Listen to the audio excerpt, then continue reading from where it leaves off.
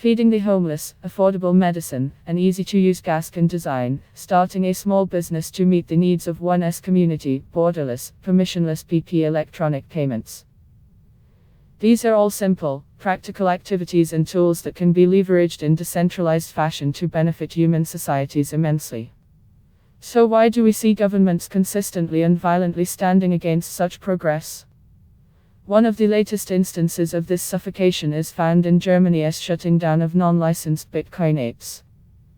The examples are virtually unending, though, and the timeline of such oppression as long as the history statism itself. Also read, German crypto regulator BaFin shuts down unauthorized Bitcoin app. Self-sufficiency puts the state out of business, as the late libertarian writer Harry Brown put it. Government is good at one thing: it knows how to break your legs, hand you a crutch, and say, see, if it weren't for the government, you wouldn't be able to walk. It will also tax the wheelchair, the ramps it uses, and make you pay for a license to own it, which, if you do not acquire, will land you in a cage. Just to get this out of the way, for those unfamiliar with voluntarism, or the idea that all legitimate human action requires consent, this article will not be advocating for a cartoonish chaos of Molotov cocktail anarchy with no societal order. That's an idea reserved for the juvenile and foolish, much like the idea that a few good people, government, can successfully dictate how millions of others are to live, by force. Both are pie-in-the-sky hallucinations having little to do with the reality of how things work, and deserving of little attention. This article aims to examine specific instances of the state crippling human progress, and in the end, making everybody's life worse for supposedly trying to help and protect people. The picture becomes clear as history repeats itself. The regulators, rulers, politicians and central bankers of the world could give a damn about you. It is all about control and power, and anything that threatens this stranglehold on innovation and practicality is quickly shut down. From the Dust Bowl to Bitcoin, peer-to-peer is a threat to the state. The people come with nets to fish for potatoes in the river, and the guards hold them back. They come in rattling cars to get the dumped oranges, but the kerosene is sprayed.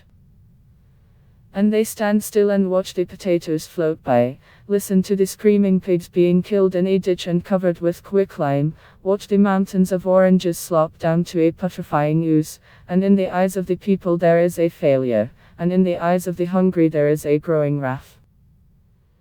John Steinbeck, The Grapes of Wrath, part of U.S. President Franklin D. Roosevelt's agricultural program during the impoverished Dust Bowl era of 1930s America included destroying surplus crops and forbidding subsidized farmers to grow food, to artificially drive up prices in the then collapsed, war-inflated economy. So while countless men, women, children and infants starved, their peers were forbidden by law to help them, or to share their produce. Instead it was destroyed, as Steinbeck describes in the passage above. Non-proprietarian, centralized regulation always results in tragedy and chaos, as massive central governments cannot effectively read and react to individual actors' market needs. Modern farms hauntingly suffer from centralized regulation as well, while fruit rots on trees due to a lack of workers resultant from immigration regulations. This is, in effect, the state telling farmers how they may or may not use their private property, and who they may or may not hire. Imagine if farmers could do as they please, and sell food as they liked, or provide jobs on their own property as they saw fit. Imagine workers being able to seek employment without fear of their families being caged for crossing an arbitrary, non-private property line called a border.